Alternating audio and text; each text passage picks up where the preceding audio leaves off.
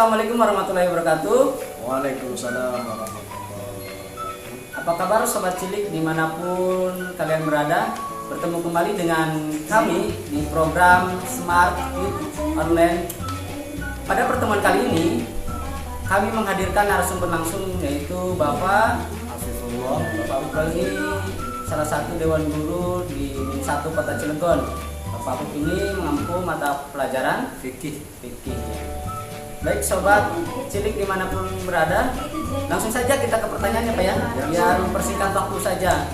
Pertanyaan ini berdatangan langsung dari Facebook, dari WA ke saya Pak.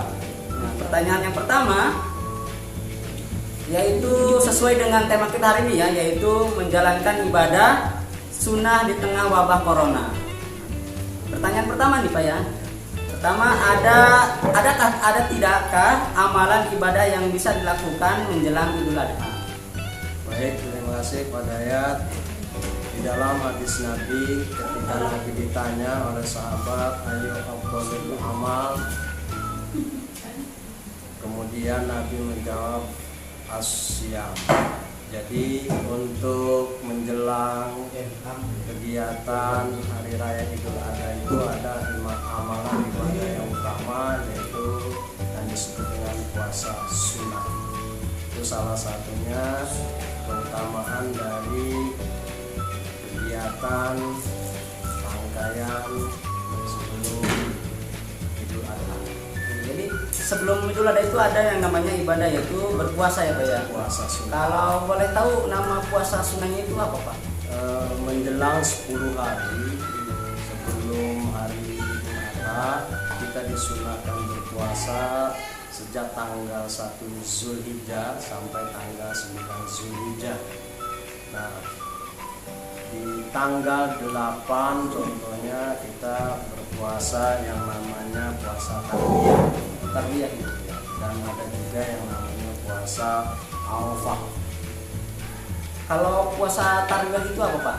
Puasa tarbiyah itu puasa sunnah yang dikerjakan pada tanggal 8 Zulhijjah, di mana orang yang di luar melaksanakan ibadah haji itu melaksanakan yang namanya puasa sunnah tarbiyah, tepatnya tanggal 8 Zulhijjah. Oh, jadi kita nih tidak melaksanakan ibadah haji, nah kita disunahkan untuk puasa tarbiyah. Nah, tadi juga Bapak menyebutkan ada yang namanya puasa sunnah Arafah. Itu apa tuh Pak? Puasa Arafah itu beda 1 hari dengan puasa tarbiyah. Kalau puasa tarbiyah itu dilaksanakan pada tanggal 9 Zulhijjah. Iya, tadi tarbiyah sama Arafah. Tarbiyah itu kita nih yang melaksanakan, yang tidak beribadah haji atau pergi ke Mekah ya Pak ya, beribadah haji. Dan puasa Arafah tadi 9 Zulhijjahnya, dalam arti 1 hari sebelum Idul Adha. Baik Pak. Pertanyaan ketiga, ini yang muncul pertanyaan ini dari pertanyaan banyak anak-anak bertanya kepada kita, yaitu keutamaan manfaat dari puasa sunnah ini apa Pak? Manfaatnya dan keutamaannya. Yang paling masyhur populer dalam hadis-hadis Nabi itu disebutkan bahwa salah satu manfaat dari puasa tarbiyah, puasa Arafah atau puasa tanggal 1 Zulhijjah sampai tanggal 9 Zulhijjah itu adalah Allah akan memberi pengampunan atas dosa-dosa yang lalu kita berbuat, kemudian Allah akan mengampuni itu dan menjadikan manusia itu salah satu. Oh, jadi keutamanya ketika kita menjalankan puasa tersebut, kita akan diampuni dosanya setahun yang lalu dan setahun yang akan datang. Oh, luar biasa sekali ya puasa ini. Baik, pertanyaan selanjutnya Pak, yaitu kalau boleh ya Pak ya, kalau boleh itu tata cara sholat id atau sunnah-sunnah yang dilakukan sebelum sholat Idul Adha apa saja? Sebelum kita melaksanakan sholat Idul Adha itu kita disunahkan yang pertama mandi dengan bersih, kemudian pakai yang terbaik, bukan yang baru tetapi baju yang terbaik, kemudian memakai wangi-wangian, kemudian kita jalan dengan tenang menuju lapangan atau menuju masjid. Sesudah itu kita disunahkan untuk mendengarkan khutbah Idul Adha, kemudian pulang dari jalan yang berbeda. Jadi kalau awal dia pulang itu dia jalan kanan umpamanya, kemudian kita pulang ke arah kiri. Dan disunahkan juga di dalam rangkaian sebelum Idul Adha itu kita tidak diperbolehkan makan dulu, berbeda dengan Idul Fitri. Kalau Idul Fitri itu disunahkan makan. Saya di sini menggarisbawahi perkataan Bapak tadi bahwa salah satu sunnahnya yaitu mandi dan memiliki memakai pakaian yang terbaik. Nah, pakaian yang terbaik itu bukan pakaian yang baru ya Pak ya. Biasanya tradisi di kita tuh kalau lebaran itu harus punya baju baru dan harus dipakai saat itu juga. Nah, ternyata teman-teman sobat cilik dimanapun berada, baju terbaik itu belum tentu baju yang baru. Ya. Bisa juga yang sering kita pakai hari-hari setiap hari itu bisa menjadi pakaian yang terbaik. Asalkan suci ya Pak ya, suci dari hadas. Baik. Ini pertanyaan terakhir Pak dari sobat cilik dimanapun. Nah, di sini ada Idul Kurban tentunya membawa manfaat karena anjuran agama Islam. Apa manfaat bagi si pelaku kurban dan juga bagi penerimanya? Kalau kurban itu kan perintah Allah di dalam Quran surat Al-Asr ayat 2, yaitu berbunyi fasholli li rabbika wanhar. Maka dirikanlah sholat karena Tuhanmu dan kemudian berkurban.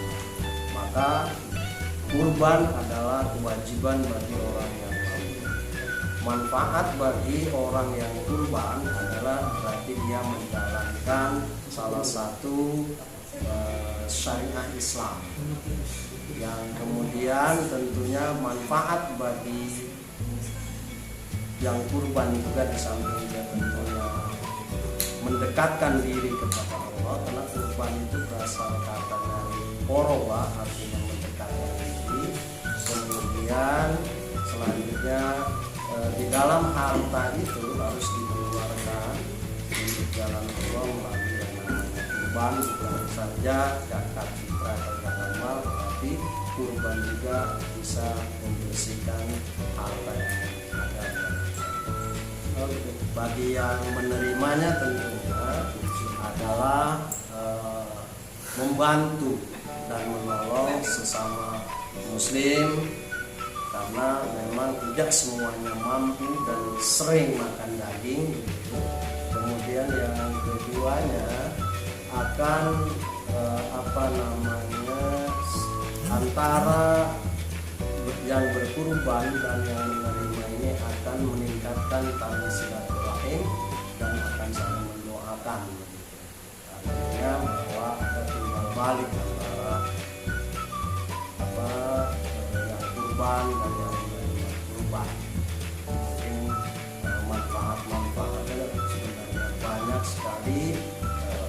Salah satu bisa menolong, membantu bagi orang yang tidak mampu, ada rasa empati kepada orang yang tidak punya.